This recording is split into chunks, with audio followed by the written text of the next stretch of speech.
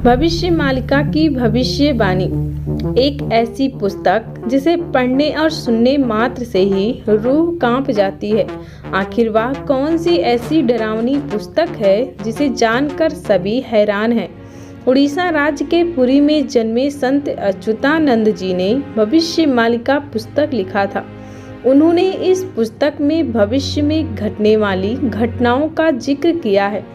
इस पुस्तक की हर भविष्यवाणी आज तक सच साबित हुई है, जैसे कि कोरोना महामारी, भारत के तीर्थ स्थलों पर आतंकी हमला, पृथ्वी पर 7 दिन का अंधेरा आदि। इन सारी भविष्यवाणियों में बहुत सी भविष्यवाणी सच साबित हुई हैं और कुछ अभी बाकी हैं। अच्युतानंद जी ने पहले ही पैराग्राफ में बताया था कि जब कलयुग में पृथ्वी पर जनसंख्या लगभग 8 अरब तक पहुंच जाएगी, तब होगा नरसंहार। इस नरसंहार में मनुष्य कीड़े मकोड़े की भांति मरने लगेंगे और मनुष्य का अस्तित्व ही खतरे में पड़ जाएगा। इस समय सारे संसार की कुल आबादी है 6.5 अरब, जिसमें से केवल 40 करोड़ मनुष्य ही बच पाएंगे।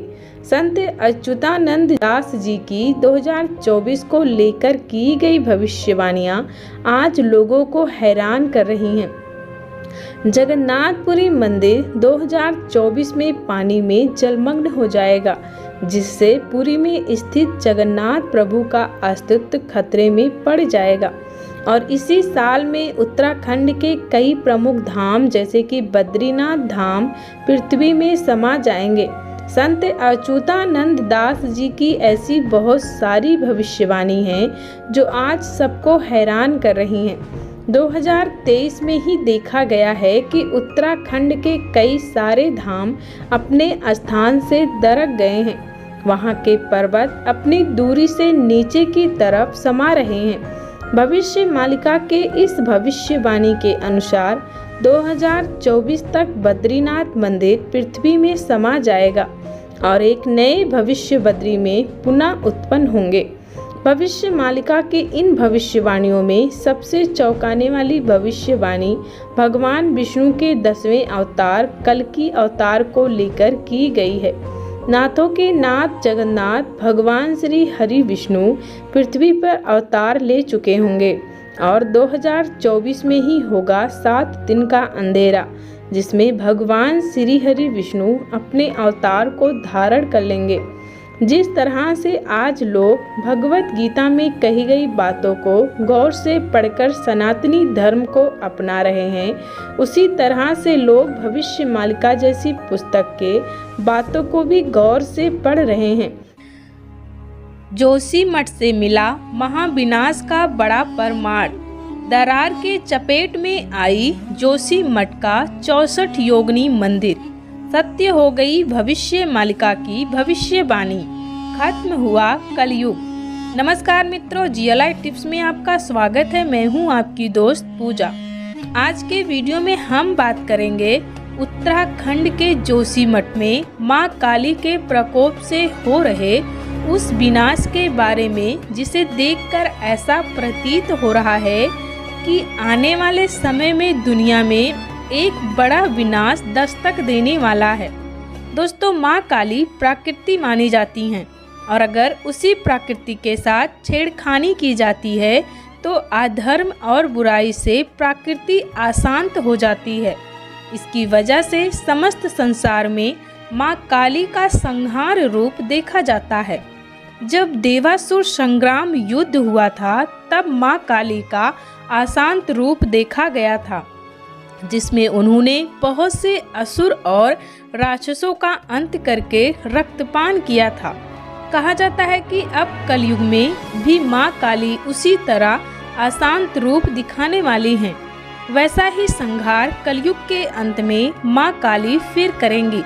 आपको जानकर हैरानी होगी कि माँ काली अपना संहार 64 योगिनियों के रूप में शुरू कर चुकी हैं। जिस तरह से आज उत्तराखंड के सभी धाम खतरे में हैं, यह तो हर किसी को मालूम ही है। जोशीमठ की दरारें 64 योगिनी मंदिर तक पहुंच चुकी हैं।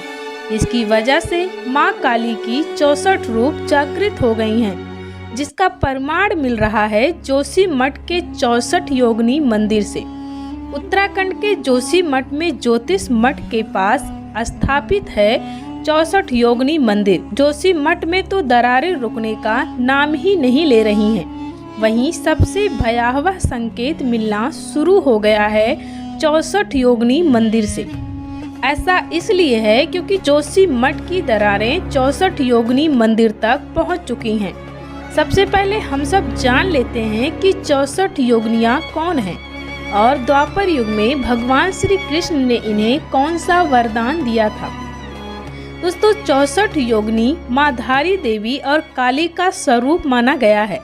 कहा जाता है कि 5000 साल पहले द्वापर युग के महाभारत युद्ध का जब आखिरी दिन चल रहा था, तब माता काली ने भगवान श्री कृष्ण से रक्तपान की इच्छा जाहिर की थी, जिसके फलस्वरूप भगवान श्री कृष्ण ने माँ काली से कहा था कि महाभारत का यह युद्ध अभी अधूरा रहेगा, जो कि कलयुग के अंत में पूरा होगा। इसीलिए आपको रक्तपान का अवसर जरूर मिलेगा, परंतु द्वापर युग में नहीं बल्कि कलयुग के अंत में, क्योंकि महाभारत का युद्ध कलयुग के अंत में पूरा होगा, जिसमें आपका रक्तपान की इच्छा पूरा होगा। हिंदू मान्यताओं के अनुसार महाभारत का युद्ध तीसरा विश्व युद्ध माना गया है, जो कि 17.5 दिनों का हुआ था। हिंदू धर्म के मुताबिक जब भी किसी युग का अंत होता है तो उसमें माता काली को रक्तपान का अवसर जरूर मिलता है, जिसका प्रमाण है सतयुग में हुआ देवासुर संग्राम, जिसमें माँ काली ने असुर और राक्षसों का अंत करके रक्तपान किया था। महाभारत का युद्ध पूरा न होने की वजह से माँ काली को रक्तपान का अवसर नहीं प्राप्त हुआ था। भविष्य मलिका के अनुसार कलयुग के अंत में सभी अधर्मी और पापियों का अंत करके माँ काली का रक्तपान करने की इच्छा पूरा होगा। भविष्य मलिका के अनुसार कलयुग के अंत और महाविनाश का संकेत हमें चारों धाम व पुराने देव स्थलों से देखने को मिलेगा। उत्तराखंड में हो रही तबाही ने चारों धाम को तो खत्म करना शुरू ही कर दिया है और साथ ही हमें अब जोशीमठ में स्थित 64 योगिनी माता के मंदिर से भी संकेत मिलना शुरू हो गया है। अब दुनिया देखेगी माँ काली और धारी देवी का प्रचंड रूप।